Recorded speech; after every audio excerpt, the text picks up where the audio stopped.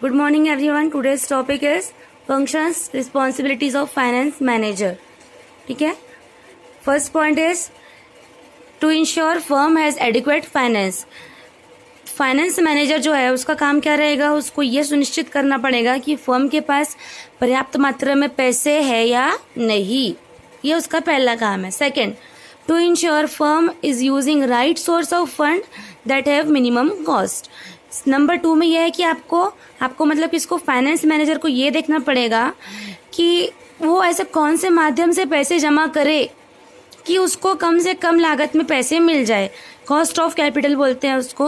यहाँ पे वर्ड आया मिनिमम कॉस्ट. इसका मतलब क्या है, जैसे मैंने बताया कि भाई कंपनी को जो पैसे लगते हैं वो अलग अलग माध्यम से जमा कर सकती है. अलग अलग माध्यम क्या हो सकते हैं, ओनर्स कैपिटल हो सकता है, बैंक लोन हो सकता है, पब्लिक से डिपॉजिट ले सकते हैं जिसके ऊपर हमको इंटरेस्ट देना पड़ेगा, डिबेंचर्स, बॉन्ड्स, ये सब चीज़ों के माध्यम से क्या हो सकता है, फंड कंपनी जो है पैसे जमा कर सकती है.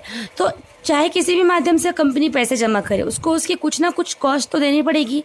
जैसे फॉर एग्जांपल बैंक से लोन लिया हमने, तो बैंक से अगर लोन लेते हैं तो 10 लाख रुपए का लोन लिया अगर सपोज, तो 10 लाख रुपए तो हमारे पास फाइनेंस आ जाएगा, लेकिन कुछ ना कुछ हमको उसका ब्याज भरना पड़ेगा. यस कि नो, है ना. तो वही देखना है कि ऐसे कौन से माध्यम से जमा करे कि भाई कम से कम खर्चा बैठे उसके पीछे. जैसे बैंक से लोन ले रहे हैं उसमें अगर 2% का ब्याज है, और अगर पब्लिक डिपॉजिट से पैसे ले रहे हैं उसमें 3% का ब्याज है, तो आप कौन सा लोगे, जिसमें 2% है वो वाला, उसको बोलते हैं minimum cost.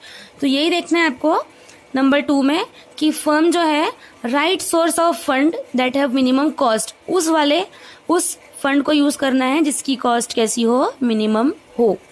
Number 3, to ensure firm utilise raise funds effectively.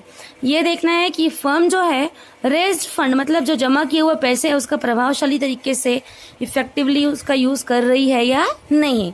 Number 3 था ये. नंबर 4 है टू इंश्योर मतलब ये सुनिश्चित करना कि number 4, fund generating maximum return for its owner. ये देखना है कि जो हम लोग ने फंड लिए हैं इधर उधर से, कई अलग अलग सोर्सेज से जो पैसे जमा करे हैं, तो ये पैसे का यूज इतने इफेक्टिवली हो रहा है कि नहीं हो रहा है कि जो ओनर है उसको अधिक से अधिक प्रॉफिट मिले, मैक्सिमम रिटर्न उसको मिलना चाहिए.